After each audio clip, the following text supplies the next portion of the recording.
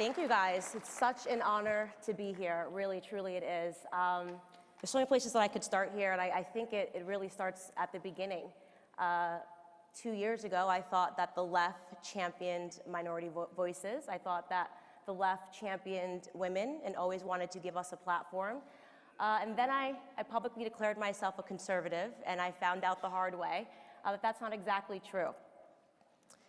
If you're a minority in this country and you don't subscribe to your emotions, if you want to have intellectual discussions and you want to have a debate, there's no place for you on the left. In fact, you will be rejected. In fact, they will actively try to destroy you in the way that they have tried to destroy me over the last 2 years. Many of you guys have followed my political transformation. Obviously, it started on YouTube with just an idea that maybe conservative principles might be an alternative for the Black community. I questioned at the time, is it really possible that a man that was loved by the media, Donald J. Trump, they loved him, loved by Black America. Every hip hop song that I listened to growing up, they wanted to be like Trump. Beyonce and Jay-Z were sipping poolside at Mar-a-Lago. He was the dream. Obama said that the American dream is to be like Trump. Was it really possible that within 24 hours of declaring his candidacy for the White House, he became a racist, bigoted, homophobic, sexist, rapist at one point, right? Was that really possible? And I said, of course, no, it's not possible. There's absolutely no way that that's possible. And then I started asking myself some other questions. How on earth is it possible that a party that instituted slavery, Jim Crow laws, racial terrorism, and the KKK has the Black vote? How is it possible? We gave up culture. The right gave up culture. That's how it's possible. That's how the left was able to do this. We gave up culture.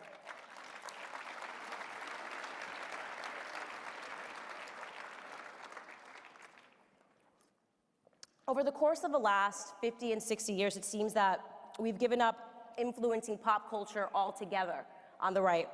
And to a certain degree, that's completely understandable.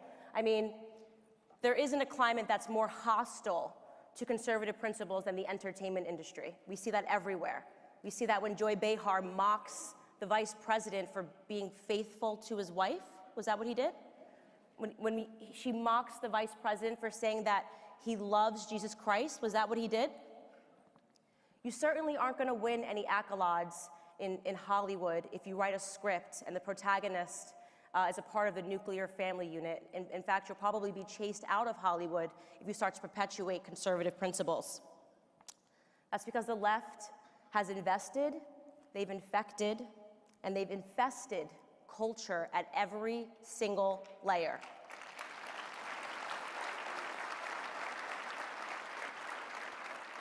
This is why Kamala Harris, who will never, ever be president of the United States, is talking about Tupac and Biggie music that never came out, which she claims she smoked marijuana to in college. Because she thinks that Black people are stupid, and the way that she's going to appeal to us is just by saying, I smoke pot and I listen to hip hop music. How insulting is that? This is why Hillary Clinton, who is still not the president of the United States, love that, right? It's great. This is why she offered my community hot sauce, if you guys remember.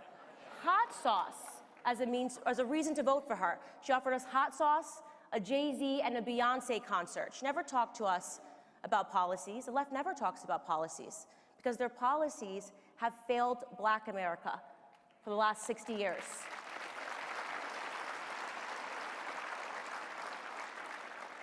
The truth is that the left and the Democrats never, ever, ever, ever want to fix Black America because they stump on our issues year after year.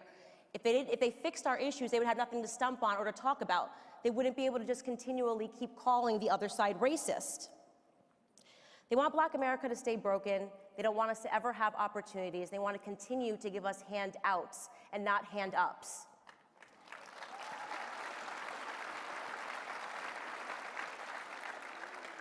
Never in a million years did the left predict Donald J. Trump, and I'll tell you what they also are not predicting. They never predicted a minority awakening. They never thought that they could ever lose the black vote, ever. They've taken our vote for granted for so long.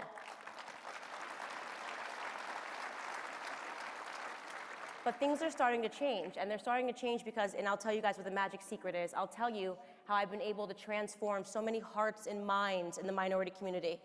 The secret is that I simply tell them the truth. The truth is on our side as conservatives.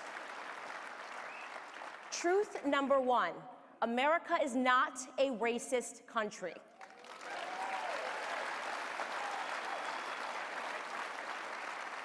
The people that continue to tell us that have a vested interest in racism. In fact, they're actively now importing Nigerians to come do racist acts in this country, a la Jesse Smollett, right?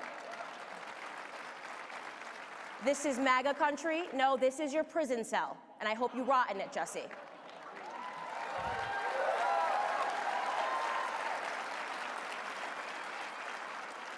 Truth number two, abortion is murder.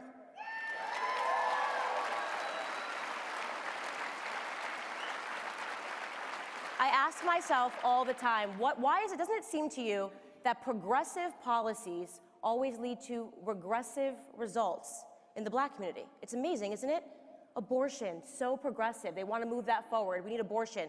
We have black women representing 6 to 7% of the population, and yet we account for almost 40% of all of the abortions that are performed in this country. We have a sick and twisted Governor Andrew Cuomo celebrating that you can rip fetuses, you can rip infants and babies from their mother's womb at 9 months. 9 months. It's absolutely sickening what we're talking about here. And who is that going to impact the most? In New York City, for those of you that don't know, more black babies are aborted than born live. A hard-hitting truth is that the most unsafe place for a black child is not on the streets, it's not when they see a police officer, it's in their mother's womb. More than half of the black population would be double today if it wasn't for abortion. We've lost 18 million black babies since 1973. How's that for a progressive policy? Is that what they're celebrating? The left needs God.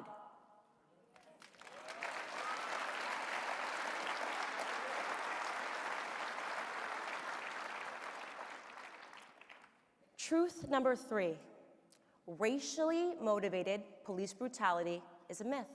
It's simply a myth. But father absence is not. The number one issue facing black America is that fathers have been removed from the home. It's that they have been incentivizing father absence.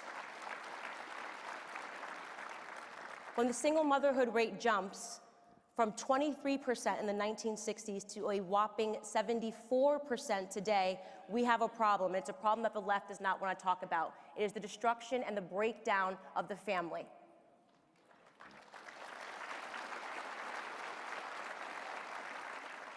Truth number four.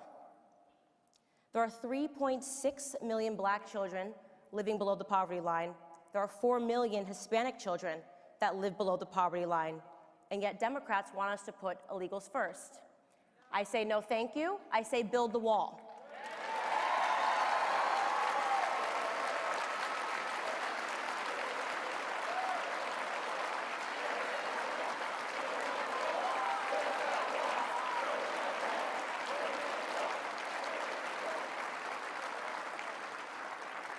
It's actually incomprehensible what has happened to the black community over the last 60 years. I say, I don't want a green New Deal, I want a black New Deal.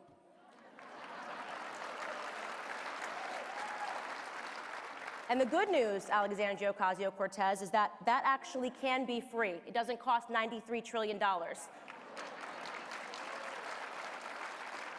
First and foremost, stop selling us our own oppression.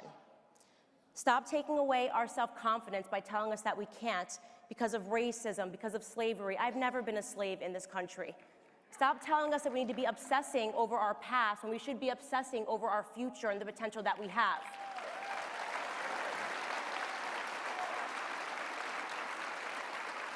Stop having a culture which tells us that we should want to be hip-hop artists and basketball players when we should want to be doctors and lawyers.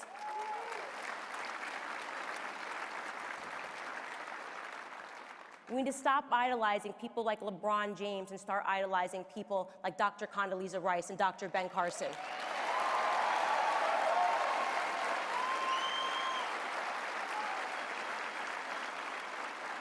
How about give us school choice? That would be nice. Stop murdering our offspring. The theme today is what makes America great, and I'll tell you the answer. It's our philosophy. Margaret Thatcher said it best: Europe was created by history. America was created by a philosophy.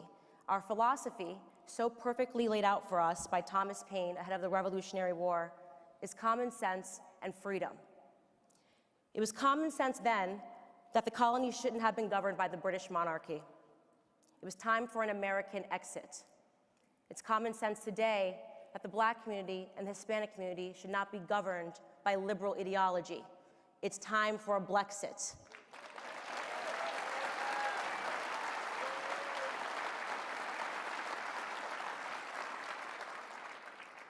It's common sense that the left does not care about racism, they don't care about sexism, they don't care about misogyny, they don't care about any of that stuff, they don't care about sexism. What they care about is the politicking of fear. When the left results to calling me, as I have read it, a racist, a sexist, a Nazi, because I really have the look going for me.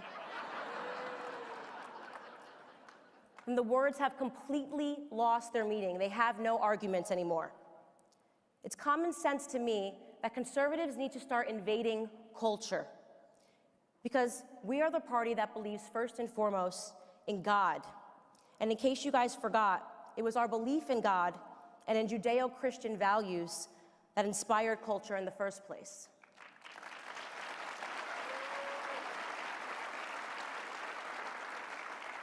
Florence is arguably one of the most beautiful cities in the world. It's dripping with some of the greatest masterpieces from the Renaissance.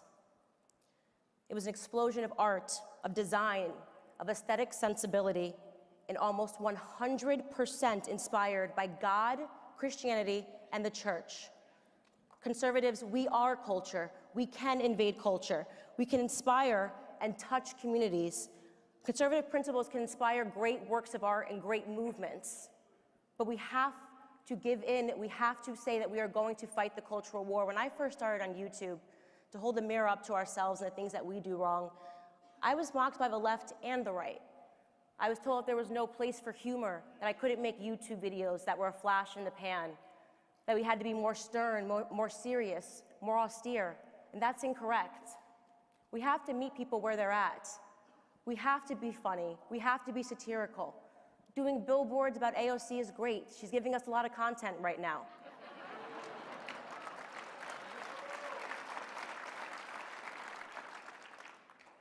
I want to wrap this up by pleading with all of you to realize that the left is terrified right now because it takes just 5%. If we move the Black vote 5%, the path of least resistance to defeating the left is awakening the minority community, awakening Black America. We've been lied to, we've been abused, we have been used, and we are suffering. If we make an effort ahead of 2020 to embrace the Black community, to embrace culture, we can save this country.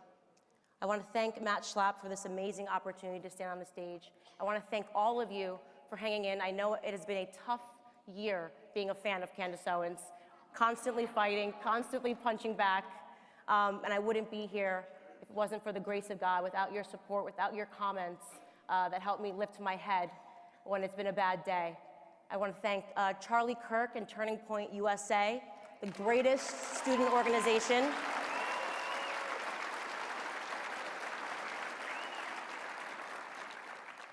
And above all else, just to thank God, because a year and a half ago, I was on YouTube.